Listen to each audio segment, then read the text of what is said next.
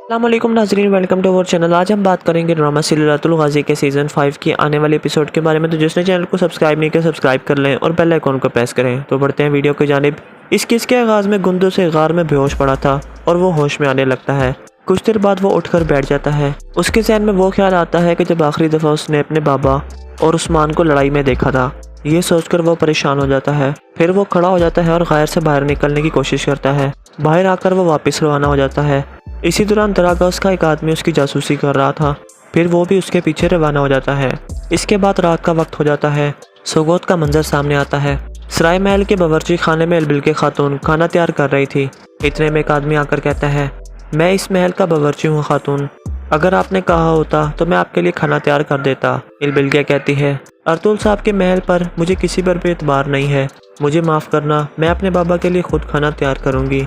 ये सुनकर बावर्ची एक तरफ चला जाता है। इतने में दरागोस आकर पूछता है, आपको किसी चीज़ की ज़रूरत तो नहीं है खातून? अलबिलके कहती है, जांगोच, मुझे नमक दे दो। ये सुनकर दरागोस एक बर्तन में नमक पीसने लगता है। अलबिलके कहती है, तुमने कहा था कि तुम्हें हर चीज़ की खबर होती है। दरागोस कहता है, मैं सब कुछ जानता हूँ, लेकिन मैं उन राजों को अपने पीठ पर इस वज़न की तरह उठाए रखता हूँ। अलबिलके कहती है, अगर तुम मुझे मतलूबा मालूमात फराहम कर दो तो मैं तुम्हारे कांधों का बोझ हल्का कर सकती हूँ। फिर वो एक सोने का सिक्का दरागोस के आगे रखकर कहती है, गुंदुस। दरागोस कहता है कि गुंदुस अपने बाबा की तरह एक जंगली लड़का है, वो किसी के आगे नहीं झुकता। गुंदुस अभी छोटा है और गलतियाँ करता है, लेकिन अर्तुल उस जैसा नहीं है। वो जो चाहता है और करता है और बहुत अच्छे तरीके से सबूत मिटा देता है। फिर अलबिलके मजीद 2 सिक्के रखकर कहती है, पता लगाओ कि गुंदुस कहाँ है। दरागोस सिक्के उठा लेता है और कहता है, आपने मेरे कांधों का बोझ हल्का कर दिया है, आपका शुक्रिया खातून। दूसरी तरफ हकीम मार्तोक अर्तुल से कहता है, मेरा शक सही निकला सरदार, बदकिस्मती से त्योकलस की दवाई में जहर मिला हुआ था। अर्तुल हैरान होकर पूछता है, ये कैसे मुमकिन है आर्तुक साहब, क्या कोई अजनबी उसके खेमे में गया था? हकीम मार्तोक कहता है, उसकी बेटी ने कहा है कि उसे किसी ने नहीं देखा। अर्तुल कहता है, वो लोग बिच्छुओं की तरह सोगोत की हर जगह पर मौजूद हैं, आप हर किसी पर नज़र रखें आर्तुक साहब, वो बिच्छू हमारे दरमियान मौजूद हैं। हम तब तक सुकून से नहीं बैठेंगे जब तक उस दरागोस नामी शख्स को तलाश नहीं कर लेते। फिर हकीम आर्तुक जाने लगता है तो अर्तुल कहता है, एक और अहम बात आर्तुक साहब, सफ़ेद दाढ़ी वालों से मेरी मुलाकात हुई, उन्होंने 9वें नंबर पर मुझे जगह दे दी है। ये सुनकर हकीम आर्तुक काफ़ी ज़्यादा खुश हो जाता है और अर्तुल को नेक ख्वाहिशात का इजहार करता है। इसी दौरान दरागोस बावर्ची खाने में मौजूद था और एक ट्रे तैयार कर रहा था। इतने में उसके 2 साथी आदमी भी पहुँच जाते हैं। दरागोस ट्रे उठाकर चल पड़ता है। दूसरी तरफ दरागोस का आदमी तारा मिकीस के पास मौजूद था और उसे अर्तुल के खिलाफ करने की कोशिश कर रहा था, लेकिन मिकीस अर्तुल की बहुत तारीफें करता है और हमेशा अर्तुल का साथ देने की बात करता है। आखिर में तारा कहता है, अपनी आंखें खोलो मिकीस, अपनी आंखें खोलो मिकीस और फिर मेरे पास आना, मेरे पास तुम्हारे लिए कुछ आम चीज़ें हैं। ये कहकर वो चला जाता है। इसी दौरान दरागोस छुपकर उमर बे की कमरे की निगरानी कर रहा था, क्योंकि वो उसे कत्ल करने के मंसूबे से आया था। अंदर उमर बे अलबिलके से कह रहा था, पहले बेटे ने अब उसके बाप ने मेरी गर्दन पर हथियार रखा। अलबिलके कहती है, आप फिक्र ना करें बाबा, हम दोबारा ऐसा नहीं होने देंगे। फिर अलबिलके खातून कहती है, मैं आपके लिए शोरबा तैयार करके लाई हूँ बाबा। उमर बे पीने से इनकार कर देता है और फिर कहता है, अब मेरी बात गौर से सुनो बेटी, हमारे सुल्तान अर्तुल की गैर जिम्मेदारी की शिकायत करते हैं। वो चाहते हैं कि मैं उन पर नज़र रखूं। वक्त आने पर सुल्तान मुझे हक में आला बना देंगे, लेकिन सूरत हाल मेरी सोच से ज़्यादा ख़राब है। या तो ये ज़मीनें हमारा वतन बनेगी या फिर कब्रिस्तान। इसके बाद उमर बे की तबीयत कुछ ख़राब सी होने लगती है। अलबिलके उसे दवा पिलाती है और कहती है, ये ज़मीनें उनका कब्रिस्तान बनेंगी जिन्होंने हमारी पीठ में छुरा खोबा है। उमर बे कहता है, मैं बहुत थक चुका हूँ, बहुत ही ज़्यादा। फिर अलबिलके अपने वालिद के ऊपर चादर उड़ाकर वहाँ से चली जाती है। दूसरी तरफ गुंदुस भी सोगोत में महल में पहुंच चुका था और दरागोस का आदमी उसका पीछा कर रहा था। इसी दौरान दरागोस और उसके आदमी उमर बे के कमरे की जानिब बढ़ जाते हैं। वो कमरे के सामने पहुंचते हैं तो एक सिपाही उससे पूछता है, इसमें क्या है? इतने में दरागोस और उसके साथी अपनी चाकू निकाल लेते हैं और उन 2 सिपाहियों का खात्मा कर देते हैं। फिर दरागोस कमरे में दाखिल होता है। एक सिपाही उससे पूछता है, तुम यहाँ पर क्या कर रहे हो? दरागोस कहता है, मैं कुछ खाना लाया हूँ। ये कहकर दरागोस खंजर निकाल लेता है। इतने में उमर बे भी उड़ जाता है और दरागोस को देखने लगता है और फिर दरागोस उमर बे की सीने में खंजर घोंप देता है और फिर कहता है, तुम्हारी मौत ने मुझे जीत की एक जगह दी है उमर बे, मैं तुम्हारा शुक्रगुजार हूँ। इसके बाद दरागोस के साथी बाहर के मुर्दा सिपाहियों को अंदर ले आते हैं और फिर दरागोस गुंदुस का खंजर ज़मीन पर फेंक देता है और कहता है, चलो चलें, ये कहकर वो तीनों वहाँ से चल पड़ते हैं। दूसरी तरफ उस्मान अर्तुल के कमरे में पहुँच जाता है। अर्तुल कहता है, तुम यहाँ पर क्या कर रहे हो उस्मान? क्या तुम भूल गए हो कि आज क्या हुआ था? उस्मान कहता है, मैं बहुत शर्मिंदा हूँ बाबा, मैंने गलती की थी और इसका मुझे पछतावा है। मैं आपसे माफ़ी मांगकर आपका हाथ चूमना चाहता हूँ। अर्तुल अब्दुर्रहमान से कहता है, इल्बिल्गी खातून को मेरे पास बुलाओ। अब्दुर्रहमान बाहर निकल जाता है। इसके बाद अर्तुल उस्मान से कहता है, आज तुम एक बहादुर सिपाही की तरह लड़े हो, तुमने अपने भाई को बचाया है, लेकिन ये याद रखो कि उस खतरे में भी तुमने ही उसे डाला था। एक अच्छा सिपाही बनने के लिए तुम्हें अपने सरदार की बात मानना होगी। अब मेरी नसीहत कभी मत भूलना। उस्मान कहता है, अब मुझे अपना हाथ चूमने दे बाबा। इसके बाद अर्तुल हाथ आगे कर देता है और उस्मान हाथ चूमता है। इसके बाद उस्मान कहता है, मैंने आपको एक और आम बात बतानी है बाबा। मैंने एक डाकू के हाथ पर एक निशान देखा था जो दुरंती की तरह दिखाई देता था। मैंने सोचा कि इस निशान वाले आदमी को ढूंढना चाहिए। ये सुनकर अर्तुल मुस्कुराने लगता है और कहता है, बहुत अच्छे मेरे बेटे, मैं सिपाहियों को हदायत दे दूंगा, तुम भी गहरी नज़र रखना। दूसरी तरफ गुंदुस अपने दोस्त चावरी के पास पहुंच जाता है। द्रागोस का आदमी उसे अंदर जाते हुए देख लेता है और फिर वहां से चला जाता है। अंदर चावरी कहता है, शुक्र है कि तुम सही सलामत वापस आ गए गुंदुस। गुंदुस पूछता है, मेरे बाबा और मेरे भाई कैसे हैं? वो डाकुओं के साथ लड़ रहे थे जब आखिरी दफ़ा मैंने उन्हें देखा, फिर हर चीज़ गायब हो गई थी। चावरी कहता है, वो सब ठीक हैं, क्या तुम भी वहाँ पर थे?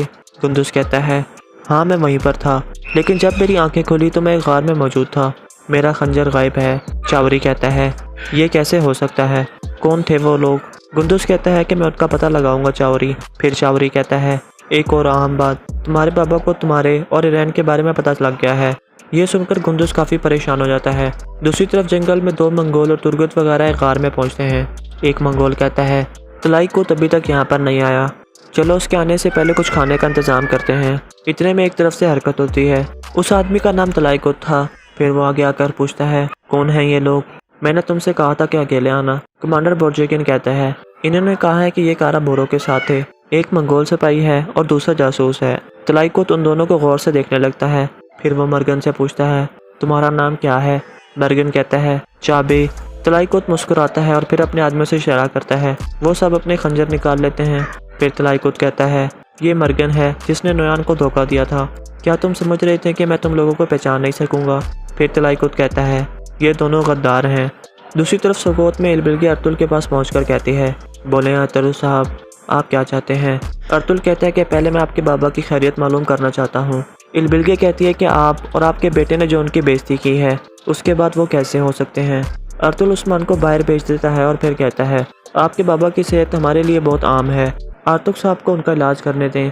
इल्बिल्गी कहती है, इसकी कोई ज़रूरत नहीं है, हम अपने पापा का ख्याल खुद रख सकते हैं।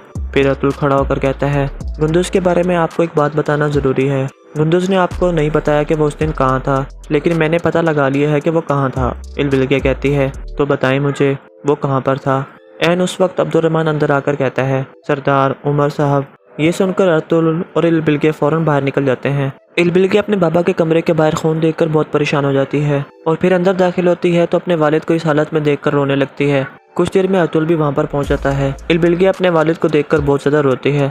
फिर अर्तुल आगे आकर कहता है, आप हिम्मत मत हारें इल्बिल्गी खातून, हम सब आर्जी हैं। इल्बिल्गी कहती है, मेरी वालदा के वफात के बाद इन्होंने माँ और बाप मुझे दोनों बनकर पाला, ये मेरे लिए एक मजबूत पहाड़ थे। फिर वो खड़ी होकर कहती है, मैं उस गलीस का पता लगाऊंगी जिसने मेरे बाबा और मेरे सिपाहियों को कत्ल किया है, मैं उसे मार दूंगी। इतने में इल्बिल्गी की नज़र गुंदुस के खंजर पर पड़ती है तो वो चौंक जाती है और उसे उठा लेती है। उसके जहन में ख्याल आता है जब गुंदुस ने उसके वालिद की गर्दन पर खंजर रखा था। ये सोचकर वह अर्तुल को कहती है, ये खंजर आपके बेटे का है गुंदुस का, उसने ही मेरे बाबा को मारा है। कातिलो, मैं तुम सब लोगों को मार दूंगी। और फिर वो अर्तुल पर हमला कर देती है। अर्तुल उसका हाथ पकड़कर खंजर उससे ले लेता है और फिर कहता है, अगर मेरा बेटा कातिल निकला तो फिर मैं उसका सर अपने हाथों से तुम्हें दूंगा। ये कहकर अर्तुल जाने लगता है तो इल्बिल्गी कहती है, अब से आपके बेटे की ज़िंदगी ज़्यादा नहीं रही, हम तमाम काई वालों और सोगोत वालों का खून बहा देंगे। और यहाँ पर किस ख़त्म हो जाती है। अस्सलामुअलैकुम नाज़रीन, वेलकम टू अवर चैनल। आज हम बात करेंगे ड्रामा सीरियल रातुल गाज़ी के सीज़न 5 की आने वाले एपिसोड के बारे में। तो जिसने चैनल को सब्सक्राइब नहीं किया सब्सक्राइब कर लें और बेल आइकन को प्रेस करें। तो बढ़ते हैं वीडियो की जानिब। इस केस के आगाज़ में गुंदुस से गार में बेहोश पड़ा था और वो होश में आने लगता है। कुछ देर बाद वो उठकर बैठ जाता है। उसके जहन में वो ख्याल आता है कि जब आखिरी दफ़ा उसने अपने बाबा और उस्मान को लड़ाई में देखा था ये सोचकर वो परेशान हो जाता है। फिर वो खड़ा हो जाता है और गैर से बाहर निकलने की कोशिश करता है। बाहर आकर वो वापस रवाना हो जाता है। इसी दौरान दरागोस का एक आदमी उसकी जासूसी कर रहा था। फिर वो भी उसके पीछे रवाना हो जाता है। इसके बाद रात का वक्त हो जाता है। सोगोत का मंजर सामने आता है। सराय महल के बावर्ची खाने में इल्बिल्के खातून खाना तैयार कर रही थी। इतने में एक आदमी आकर कहता है, मैं इस महल का बावर्ची हूँ खातून, अगर आपने कहा होता तो मैं आपके लिए खाना तैयार कर देता। इल्बिल्के कहती है, अर्तुल साहब के महल पर मुझे किसी पर भी एतबार नहीं है, मुझे माफ़ करना, मैं अपने बाबा के लिए खुद खाना तैयार करूँगी। ये सुनकर बावर्ची एक तरफ चला जाता है। इतने में दरागोस आकर पूछता है, आपको किसी चीज़ की ज़रूरत तो नहीं है खातून? इल्बिल्के कहती है, जांगोच, मुझे नमक दे दो। ये सुनकर दरागोस एक बर्तन में नमक पीसने लगता है। इल्बिल्के कहती है, तुमने कहा था कि तुम्हें हर चीज़ की खबर होती है। दरागोस कहता है, मैं सब कुछ जानता हूँ, लेकिन मैं उन राजों को अपने पीठ पर इस वज़न की तरह उठाए रखता हूँ। इल्बिल्के कहती है, अगर तुम मुझे मतलूबा मालूमात फराहम कर दो तो मैं तुम्हारे कांधों का बोझ हल्का कर सकती हूँ।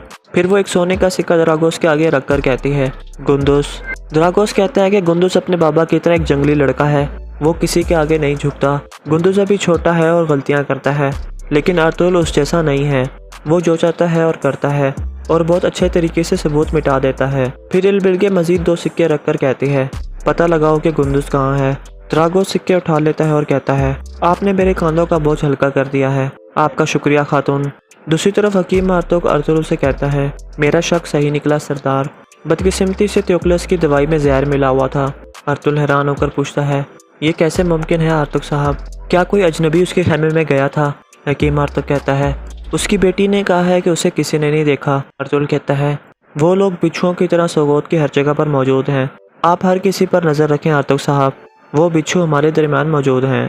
हम तब तक सुकून से नहीं बैठेंगे जब तक उस दरागोस नामी शख्स को तलाश नहीं कर लेते। फिर हकीम आर्तुक जाने लगता है तो अर्तुल कहता है, एक और अहम बात आर्तुक साहब, सफ़ेद दाढ़ी वालों से मेरी मुलाकात हुई, उन्होंने 9वें नंबर पर मुझे जगह दे दी है। ये सुनकर हकीम आर्तुक काफ़ी ज़्यादा खुश हो जाता है और अर्तुल को नेक ख्वाहिशात का इजहार करता है।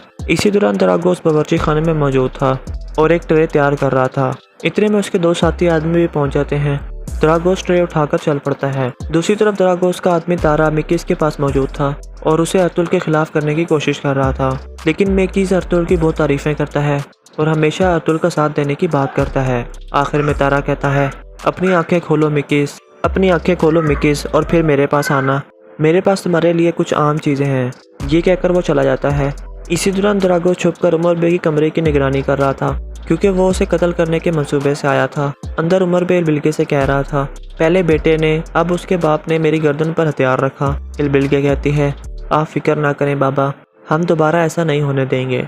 फिर इल्बिल्के खातून कहती है, मैं आपके लिए शोरबा तैयार करके लाई हूँ बाबा। उमर बे पीने से इनकार कर देता है और फिर कहता है, अब मेरी बात गौर से सुनो बेटी, हमारे सुल्तान अर्तुल की गैर जिम्मेदारी की शिकायत करते हैं, वो चाहते हैं कि मैं उन पर नज़र रखूं। वक्त आने पर सुल्तान मुझे हक में आला बना देंगे, लेकिन सूरत हाल मेरी सोच से ज़्यादा ख़राब है, या तो ये ज़मीनें हमारा वतन बनेंगी या फिर कब्रिस्तान। इसके बाद उमर बे की तबीयत कुछ ख़राब सी होने लगती है।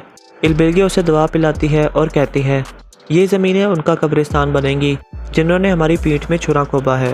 उमर बे कहता है, मैं बहुत थक चुका हूँ, बहुत ही ज़्यादा। फिर इल्बिल्के अपने वालिद के ऊपर चादर उड़ाकर वहाँ से चली जाती है। दूसरी तरफ गुंदुस भी सोगोत में महल में पहुंच चुका था और दरागोस का आदमी उसका पीछा कर रहा था। इसी दौरान दरागोस और उसके आदमी उमर बे के कमरे की जानिब बढ़ जाते हैं। वो कमरे के सामने पहुंचते हैं तो एक सिपाही उससे पूछता है, इसमें क्या है? इतने में दरागोस और उसके साथी अपने चाकू निकाल लेते हैं और उन 2 सिपाहियों का खात्मा कर देते हैं। फिर दरागोस कमरे में दाखिल होता है। एक सिपाही उससे पूछता है, तुम यहाँ पर क्या कर रहे हो? दरागोस कहता है, मैं कुछ खाना लाया हूँ। ये कहकर दरागोस खंजर निकाल लेता है।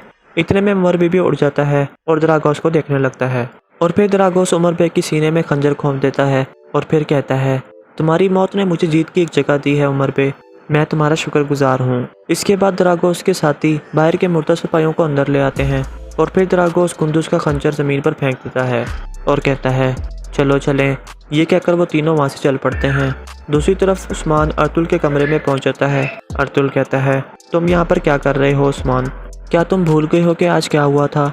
उस्मान कहता है, मैं बहुत शर्मिंदा हूँ बाबा, मैंने गलती की थी और इसका मुझे पछतावा है। मैं आपसे माफ़ी मांगकर आपका हाथ चूमना चाहता हूँ। अर्तुल अब्दुर्रहमान से कहता है, इल्बिल्के खातून को मेरे पास बुलाओ।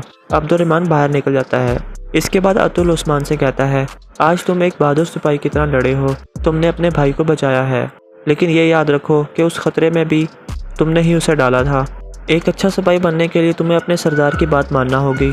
अब मेरी नसीहत कभी मत भूलना। उस्मान कहता है, अब मुझे अपना हाथ चूमने दें बाबा। इसके बाद अतुल हाथ आगे कर देता है और उस्मान हाथ चूमता है। इसके बाद उस्मान कहता है, मैंने आपको एक और आम बात बतानी है बाबा। मैंने एक डाकू के हाथ पर एक निशान देखा था जो दुरंती की तरह दिखाई देता था। मैंने सोचा कि इस निशान वाले आदमी को ढूंढना चाहिए। ये सुनकर अतुल मुस्कुराने लगता है और कहता है, बहुत अच्छे मेरे बेटे, मैं सिपाहियों को हदायत दे दूंगा, तुम भी गहरी नज़र रखना। दूसरी तरफ गुंदुस अपने दोस्त चावरी के पास पहुंच जाता है। द्रागोस का आदमी उसे अंदर जाते हुए देख लेता है और फिर वहां से चला जाता है। अंदर चावरी कहता है, शुक्र है कि तुम सही सलामत वापस आ गए गुंदुस। गुंदुस पूछता है, मेरे बाबा और मेरे भाई कैसे हैं? वो डाकुओं के साथ लड़ रहे थे जब आखिरी दफ़ा मैंने उन्हें देखा, फिर हर चीज़ गायब हो गई थी। चावरी कहता है, वो सब ठीक हैं, क्या तुम भी वहाँ पर थे? गुंदुस कहता है, हाँ मैं वहीं पर था, लेकिन जब मेरी आंखें खुली तो मैं एक गार में मौजूद था, मेरा खंजर गायब है। चावरी कहता है, ये कैसे हो सकता है? कौन थे वो लोग? गुंदुस कहता है कि मैं उनका पता लगाऊंगा चावरी। फिर चावरी कहता है, एक और अहम बात, तुम्हारे बाबा को तुम्हारे और ईरान के बारे में पता लग गया है। ये सुनकर गुंदुस काफ़ी परेशान हो जाता है। दूसरी तरफ जंगल में दो मंगोल और तुर्गत वगैरह एक गार में पहुंचते हैं। एक मंगोल कहता है, तलाई को तभी तक यहाँ पर नहीं आया, चलो उसके आने से पहले कुछ खाने का इंतजाम करते हैं। इतने में एक तरफ से हरकत होती है। उस आदमी का नाम तलाईकुत था। फिर वो आगे आकर पूछता है, कौन है ये लोग? मैंने तुमसे कहा था कि अकेले आना। कमांडर बोर्जेकिन कहता है, इन्होंने कहा है कि ये कारा बोरो के साथ है, एक मंगोल सिपाही है और दूसरा जासूस है। तलाईकुत उन दोनों को गौर से देखने लगता है। फिर वो मर्गन से पूछता है, तुम्हारा नाम क्या है? मर्गन कहता है, चाबी। तलाईकुत मुस्कुराता है और फिर अपने आदमियों से इशारा करता है। वो सब अपने खंजर निकाल लेते हैं।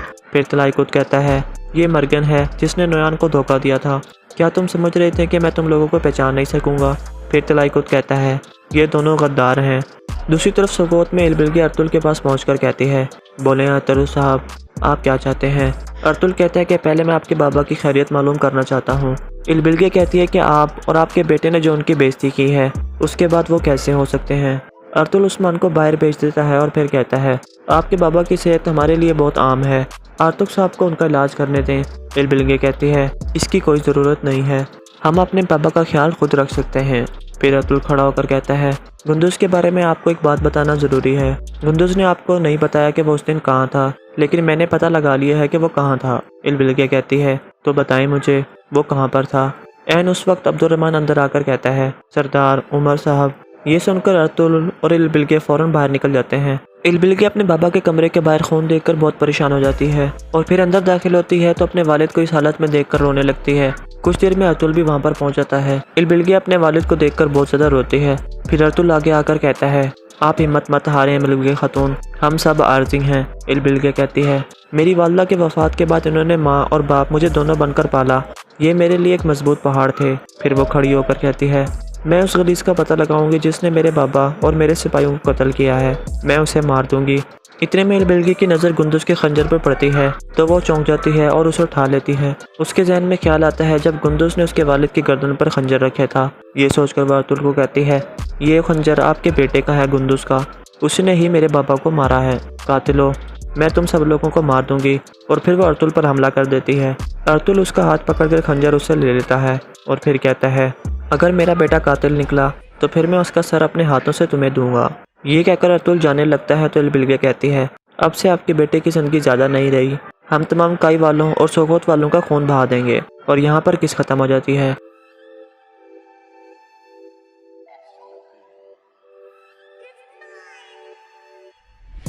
अस्सलामुअलैकुम नाज़रीन, वेलकम टू अवर चैनल। आज हम बात करेंगे ड्रामा सीरियल अतुल गाजी के सीज़न 5 की आने वाले एपिसोड के बारे में। तो जिसने चैनल को सब्सक्राइब नहीं किया सब्सक्राइब कर लें और बेल आइकॉन को प्रेस करें। तो बढ़ते हैं वीडियो की जानिब। इस किस के आगाज़ में गुंदुस से गार में बेहोश पड़ा था और वो होश में आने लगता है। कुछ देर बाद वो उठकर बैठ जाता है। उसके जहन में वो ख्याल आता है कि जब आखिरी दफ़ा उसने अपने बाबा और उस्मान को लड़ाई में देखा था। ये सोचकर वो परेशान हो जाता है। फिर वो खड़ा हो जाता है और गायर से बाहर निकलने की कोशिश करता है। बाहर आकर वो वापस रवाना हो जाता है। इसी दौरान दरागस का एक आदमी उसकी जासूसी कर रहा था। फिर वो भी उसके पीछे रवाना हो जाता है। इसके बाद रात का वक्त हो जाता है। सोगोत का मंजर सामने आता है। सराय महल के बावर्ची खाने में इलबिल्गी खातून खाना तैयार कर रही थी। इतने में एक आदमी आकर कहता है, मैं इस महल का बावर्ची हूँ खातून। अगर आपने कहा होता तो मैं आपके लिए खाना तैयार कर देता। इल्बिल्गिया कहती है, अर्तुल साहब के महल पर मुझे किसी पर भी एतबार नहीं है। मुझे माफ़ करना, मैं अपने बाबा के लिए खुद खाना तैयार करूँगी। ये सुनकर बावर्ची एक तरफ चला जाता है। इतने में दरागोस आकर पूछता है, आपको किसी चीज़ की ज़रूरत तो नहीं है खातून? इल्बिल्गिया कहती है, जांगोच, मुझे नमक दे दो। ये सुनकर दरागोस एक बर्तन में नमक पीसने लगता है। इल्बिल्गिया कहती है, तुमने कहा था कि तुम्हें हर चीज़ की खबर होती है। दरागोस कहता है, मैं सब कुछ जानता हूँ, लेकिन मैं उन राजों को अपने पीठ पर इस वज़न की तरह उठाए रखता हूँ। इल्बिल्गिया कहती है, अगर तुम मुझे मतलूबा मालूमात फराहम कर दो तो मैं तुम्हारे कंधों का बोझ हल्का कर सकती हूँ। फिर वो एक सोने का सिक्का दरागोस के आगे रखकर कहती है, गुंदुस। दरागोस कहता है कि गुंदुस अपने बाबा की तरह एक जंगली लड़का है, वो किसी के आगे नहीं झुकता। गुंदुस अभी छोटा है और गलतियाँ करता है, लेकिन अर्तुल उस जैसा नहीं है। वो जो चाहता है और करता है और बहुत अच्छे तरीके से सबूत मिटा देता है। फिर इल्बिल्गिया मजीद 2 सिक्के रखकर कहती है, पता लगाओ कि गुंदुस कहाँ है। दरागोस सिक्के उठा लेता है और कहता है, आपने मेरे कंधों का बोझ हल्का कर दिया है, आपका शुक्रिया खातून। दूसरी तरफ हकीम मार्तोक अर्तुल से कहता है, मेरा शक सही निकला सरदार, बदकिस्मती से त्योकलस की दवाई में जहर मिला हुआ था। अर्तुल हैरान होकर पूछता है, ये कैसे मुमकिन है आर्तुक साहब? क्या कोई अजनबी उसके खेमे में गया था? हकीम मार्तोक कहता है, उसकी बेटी ने कहा है कि उसे किसी ने नहीं देखा। अर्तुल कहता है, वो लोग बिच्छुओं की तरह सोगोत की हर जगह पर मौजूद हैं। आप हर किसी पर नज़र रखें आर्तुक साहब, वो बिच्छू हमारे दरमियान मौजूद हैं। हम तब तक सुकून से नहीं बैठेंगे जब तक उस दरागोस नामी शख्स को तलाश नहीं कर लेते। फिर हकीम आर्तुक जाने लगता है तो अर्तुल कहता है, एक और अहम बात आर्तुक साहब, सफ़ेद दाढ़ी वालों से मेरी मुलाकात हुई, उन्होंने 9वें नंबर पर मुझे जगह दे दी है। ये सुनकर हकीम आर्तुक काफ़ी ज़्यादा खुश हो जाता है और अर्तुल को नेक ख्वाहिशात का इजहार करता है। इसी दौरान दरागोस बावर्ची खाने में मौजूद था और एक ट्रे तैयार कर रहा था। इतने में उसके 2 साथी आदमी भी पहुंच जाते हैं। दरागोस ट्रे उठाकर चल पड़ता है। दूसरी तरफ दरागोस का आदमी तारा मिकीस के पास मौजूद था और उसे अर्तुल के खिलाफ करने की कोशिश कर रहा था, लेकिन मिकीस अर्तुल की बहुत तारीफें करता है और हमेशा अर्तुल का साथ देने की बात करता है। आखिर में तारा कहता है, अपनी आंखें खोलो मिकीस, अपनी आंखें खोलो मिकीस और फिर मेरे पास आना, मेरे पास तुम्हारे लिए कुछ आम चीज़ें हैं। ये कहकर वो चला जाता है। इसी दौरान दरागोस छुपकर उमर बे की कमरे की निगरानी कर रहा था, क्योंकि वो उसे कत्ल करने के मंसूबे से आया था। अंदर उमर बे इल्बिल्गिया से कह रहा था, पहले बेटे ने, अब उसके बाप ने मेरी गर्दन पर हथियार रखा। इल्बिल्गिया कहती है, आप फिक्र ना करें बाबा, हम दोबारा ऐसा नहीं होने देंगे। फिर इल्बिल्गिया खातून कहती है, मैं आपके लिए शोरबा तैयार करके लाई हूँ बाबा। उमर बे पीने से इनकार कर देता है और फिर कहता है, अब मेरी बात गौर से सुनो बेटी, हमारे सुल्तान अर्तुल की गैर जिम्मेदारी की शिकायत करते हैं। वो चाहते हैं कि मैं उन पर नज़र रखूं। वक्त आने पर सुल्तान मुझे हक में आला बना देंगे, लेकिन सूरत हाल मेरी सोच से ज़्यादा ख़राब है। या तो ये ज़मीनें हमारा वतन बनेंगी या फिर कब्रिस्तान। इसके बाद उमर बे की तबीयत कुछ ख़राब सी होने लगती है। इल्बिल्गिया उसे दवा पिलाती है और कहती है, ये ज़मीनें उनका कब्रिस्तान बनेंगी जिन्होंने हमारी पीठ में छुरा खोबा है।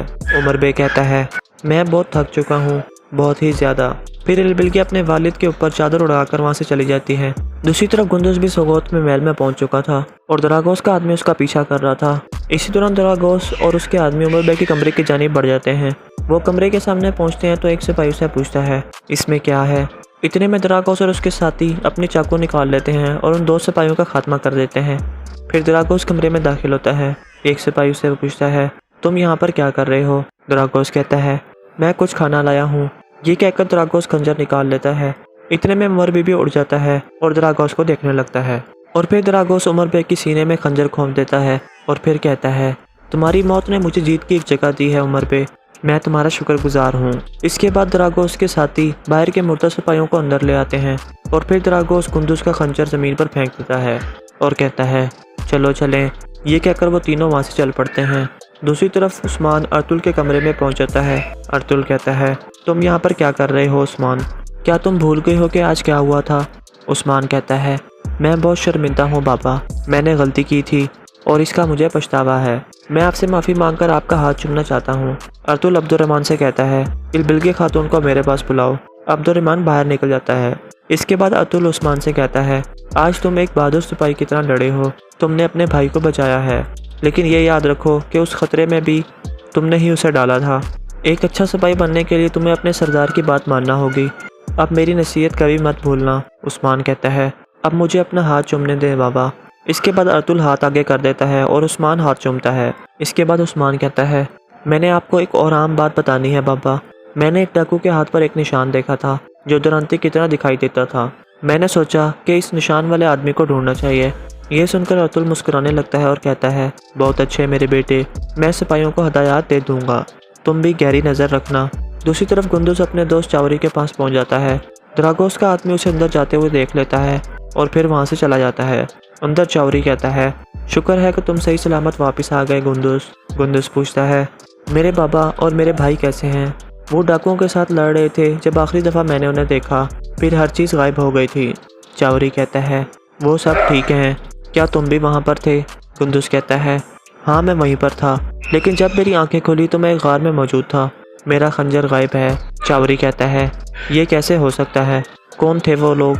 गुंडूस कहता है कि मैं उनका पता लगाऊंगा चावरी। फिर चावरी कहता है, एक और अहम बात, तुम्हारे बाबा को तुम्हारे और ईरान के बारे में पता लग गया है। ये सुनकर गुंडूस काफ़ी परेशान हो जाता है। दूसरी तरफ जंगल में 2 मंगोल और तुर्गत वगैरह एक गार में पहुंचते हैं। एक मंगोल कहता है, तलाई को तभी तक यहाँ पर नहीं आया, चलो उसके आने से पहले कुछ खाने का इंतजाम करते हैं। इतने में एक तरफ से हरकत होती है। उस आदमी का नाम तलाई को था। फिर वो आगे आकर पूछता है, कौन है ये लोग? मैंने तुमसे कहा था कि अकेले आना। कमांडर बोर्जेकिन कहता है, इन्होंने कहा है कि ये कारा बोरो के साथ है, एक मंगोल सिपाही है और दूसरा जासूस है। तलाई को उन दोनों को गौर से देखने लगता है। फिर वो मर्गन से पूछता है, तुम्हारा नाम क्या है? मर्गन कहता है, चाबी। तलाई को मुस्कुराता है और फिर अपने आदमियों से इशारा करता है। वो सब अपने खंजर निकाल लेते हैं। फिर तलाई को कहता है, ये मर्गन है जिसने नोयान को धोखा दिया था। क्या तुम समझ रहे थे कि मैं तुम लोगों को पहचान नहीं सकूंगा? फिर तलाई को कहता है, ये दोनों गद्दार हैं। दूसरी तरफ सोगोत में इलबिल्गी अर्तुल के पास पहुंचकर कहती है, बोले अर्तुल साहब, आप क्या चाहते हैं? अर्तुल कहता है कि पहले मैं आपके बाबा की खैरियत मालूम करना चाहता हूँ। इलबिल्गी कहती है कि आप और आपके बेटे ने जो उनकी बेइज्जती की है, उसके बाद वो कैसे हो सकते हैं? अर्तुल उस्मान को बाहर भेज देता है और फिर कहता है, आपके बाबा की सेहत हमारे लिए बहुत आम है, आर्तुक साहब को उनका इलाज करने दें। इलबिल्गी कहती है, इसकी कोई ज़रूरत नहीं है, हम अपने पापा का ख्याल खुद रख सकते हैं। फिर अर्तुल खड़ा होकर कहता है, गुंडूस के बारे में आपको एक बात बताना ज़रूरी है। गुंडूस ने आपको नहीं बताया कि वो उस दिन कहाँ था, लेकिन मैंने पता लगा लिया है कि वो कहाँ था। इलबिल्गी कहती है, तो बताएं मुझे, वो कहाँ पर था? एन उस वक्त अब्दुर्रहमान अंदर आकर कहता है, सरदार उमर साहब। ये सुनकर अर्तुल और इलबिल्गी फ़ौरन बाहर निकल जाते हैं। इलबिल्गी अपने बाबा के कमरे के बाहर खून देखकर बहुत परेशान हो जाती है और फिर अंदर दाखिल होती है तो अपने वालिद को इस हालत में देखकर रोने लगती है। कुछ देर में अर्तुल भी वहाँ पर पहुँच जाता है। इलबिल्गी अपने वालिद को देखकर बहुत ज़्यादा रोती है। फिर अर्तुल आगे आकर कहता है, आप हिम्मत मत हारें इलबिल्गी खातून, हम सब आर्जी हैं। इलबिल्गी कहती है, मेरी वालदा के वफात के बाद इन्होंने माँ और बाप मुझे दोनों बनकर पाला, ये मेरे लिए एक मजबूत पहाड़ थे। फिर वो खड़ी होकर कहती है, मैं उस गलीस का पता लगाऊंगी जिसने मेरे बाबा और मेरे सिपाहियों को कत्ल किया है, मैं उसे मार दूंगी। इतने में इलबिल्गी की नज़र गुंडूस के खंजर पर पड़ती है तो वो चौंक जाती है और उसे उठा लेती है। उसके जहन में ख्याल आता है जब गुंडूस ने उसके वालिद की गर्दन पर खंजर रखा था। ये सोचकर वह अर्तुल को कहती है, ये खंजर आपके बेटे का है गुंडूस का, उसने ही मेरे बाबा को मारा है। कातिलो, मैं तुम सब लोगों को मार दूंगी। और फिर वो अर्तुल पर हमला कर देती है। अर्तुल उसका हाथ पकड़कर खंजर उससे ले लेता है और फिर कहता है, अगर मेरा बेटा कातिल निकला तो फिर मैं उसका सर अपने हाथों से तुम्हें दूंगा। ये कहकर अर्तुल जाने लगता है तो इलबिल्गी कहती है, अब से आपके बेटे की जिंदगी ज़्यादा नहीं रही, हम तमाम काई वालों और सोगोत वालों का खून बहा देंगे। और यहाँ पर किस खत्म हो जाती है।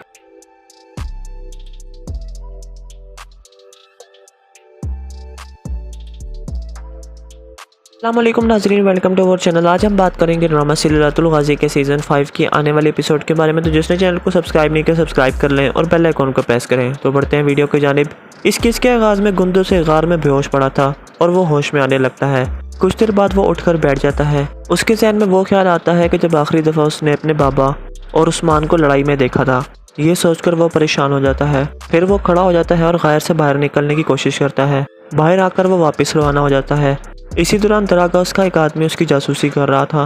फिर वो भी उसके पीछे रवाना हो जाता है। इसके बाद रात का वक्त हो जाता है। सोगोत का मंजर सामने आता है। सराय महल के बावर्ची खाने में इलबिल्गी खातून खाना तैयार कर रही थी। इतने में एक आदमी आकर कहता है, मैं इस महल का बावर्ची हूँ खातून, अगर आपने कहा होता तो मैं आपके लिए खाना तैयार कर देता। इलबिल्गी कहती है, अर्तुल साहब के महल पर मुझे किसी पर भी एतबार नहीं है, मुझे माफ़ करना, मैं अपने बाबा के लिए खुद खाना तैयार करूँगी। ये सुनकर बावर्ची एक तरफ चला जाता है। इतने में दरागोस आकर पूछता है, आपको किसी चीज़ की ज़रूरत तो नहीं है खातून?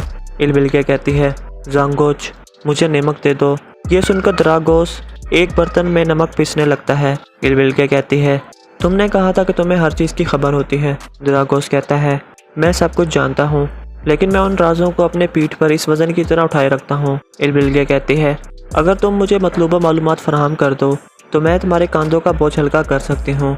फिर वो एक सोने का सिक्का द्रागोस के आगे रखकर कहती है, गुंदुस। द्रागोस कहता है कि गुंदुस अपने बाबा की तरह एक जंगली लड़का है, वो किसी के आगे नहीं झुकता। गुंदुस अभी छोटा है और गलतियाँ करता है, लेकिन अर्तुल उस जैसा नहीं है। वो जो चाहता है और करता है और बहुत अच्छे तरीके से सबूत मिटा देता है। फिर इल्बिल्गे मजीद 2 सिक्के रखकर कहती है, पता लगाओ कि गुंदुस कहाँ है। द्रागोस सिक्के उठा लेता है और कहता है, आपने मेरे कंधों का बोझ हल्का कर दिया है, आपका शुक्रिया खातून। दूसरी तरफ हकीम मार्तोक अर्तुल से कहता है, मेरा शक सही निकला सरदार, बदकिस्मती से त्योकलस की दवाई में जहर मिला हुआ था। अर्तुल हैरान होकर पूछता है, ये कैसे मुमकिन है आर्तुक साहब, क्या कोई अजनबी उसके खेमे में गया था? हकीम मार्तोक कहता है, उसकी बेटी ने कहा है कि उसे किसी ने नहीं देखा। अर्तुल कहता है, वो लोग बिच्छुओं की तरह सोगोत की हर जगह पर मौजूद हैं, आप हर किसी पर नज़र रखें आर्तुक साहब, वो बिच्छू हमारे दरमियान मौजूद हैं।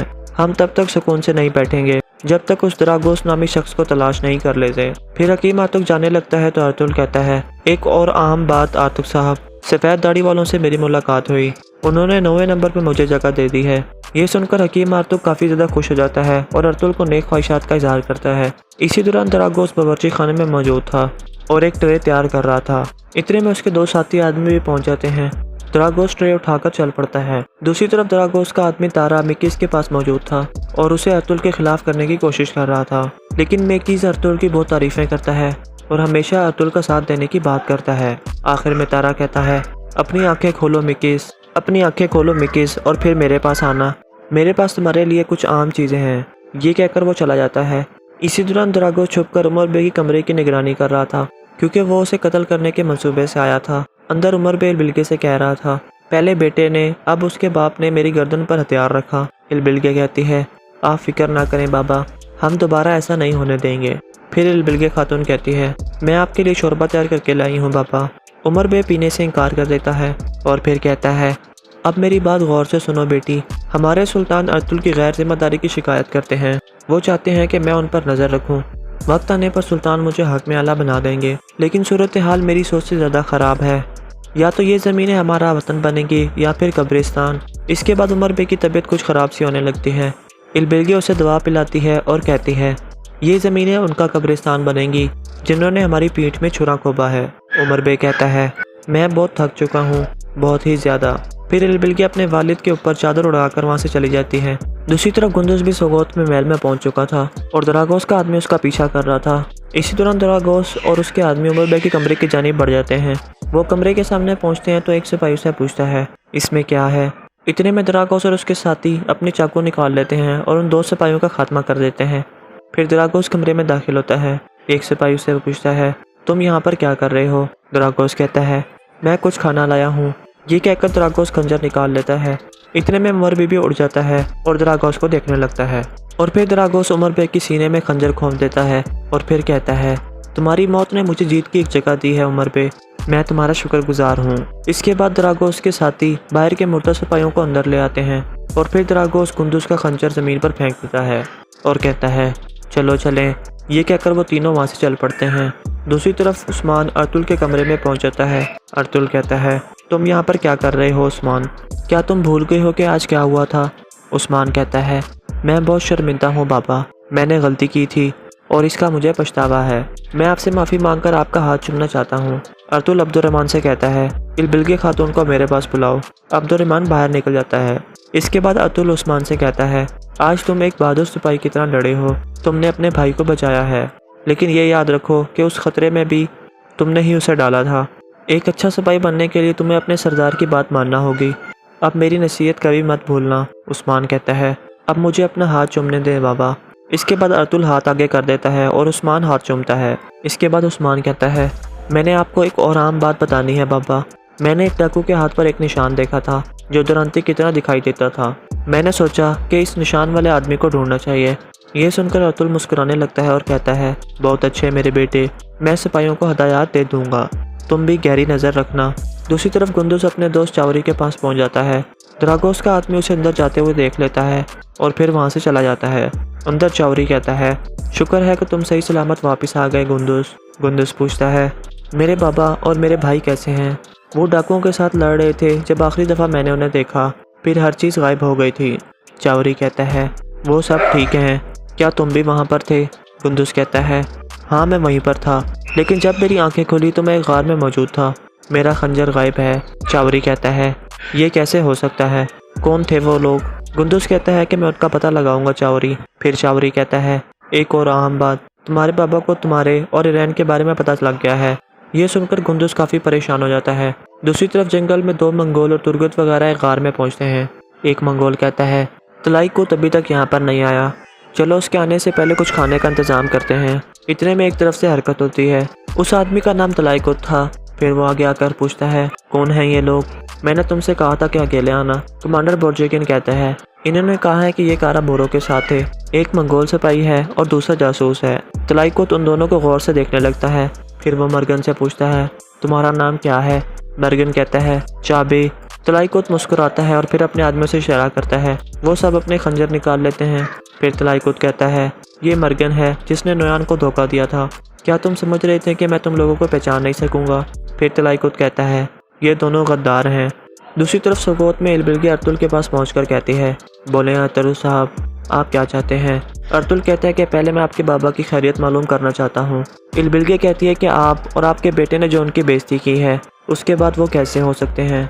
अर्तुल उस्मान को बाहर भेज देता है और फिर कहता है, आपके बाबा की सेहत हमारे लिए बहुत आम है, आर्तुक साहब को उनका इलाज करने दें।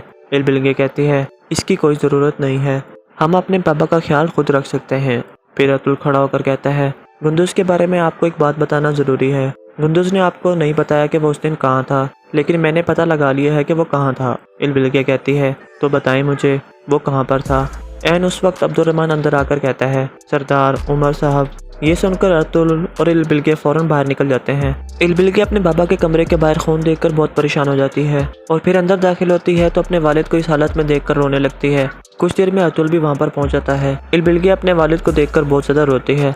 फिर अर्तुल आगे आकर कहता है, आप हिम्मत मत हारें इलबिल्गी खातून, हम सब आर्जी हैं। इलबिल्गी कहती है, मेरी वालदा के वफात के बाद इन्होंने माँ और बाप मुझे दोनों बनकर पाला, ये मेरे लिए एक मजबूत पहाड़ थे। फिर वो खड़ी होकर कहती है, मैं उस गलीस का पता लगाऊंगी जिसने मेरे बाबा और मेरे सिपाहियों को कत्ल किया है, मैं उसे मार दूंगी। इतने में इलबिल्गी की नज़र गुंडूस के खंजर पर पड़ती है तो वो चौंक जाती है और उसे उठा लेती है। उसके जहन में ख्याल आता है जब गुंडूस ने उसके वालिद की गर्दन पर खंजर रखा था। ये सोचकर वह अर्तुल को कहती है, ये खंजर आपके बेटे का है गुंडूस का, उसने ही मेरे बाबा को मारा है। कातिलो, मैं तुम सब लोगों को मार दूंगी। और फिर वो अर्तुल पर हमला कर देती है। अर्तुल उसका हाथ पकड़कर खंजर उससे ले लेता है और फिर कहता है, अगर मेरा बेटा कातिल निकला तो फिर मैं उसका सर अपने हाथों से तुम्हें दूंगा। ये कहकर अर्तुल जाने लगता है तो इलबिल्गी कहती है, अब से आपके बेटे की जिंदगी ज़्यादा नहीं रही, हम तमाम काई वालों और सोगोत वालों का खून बहा देंगे। और यहाँ पर किस ख़त्म हो जाती है।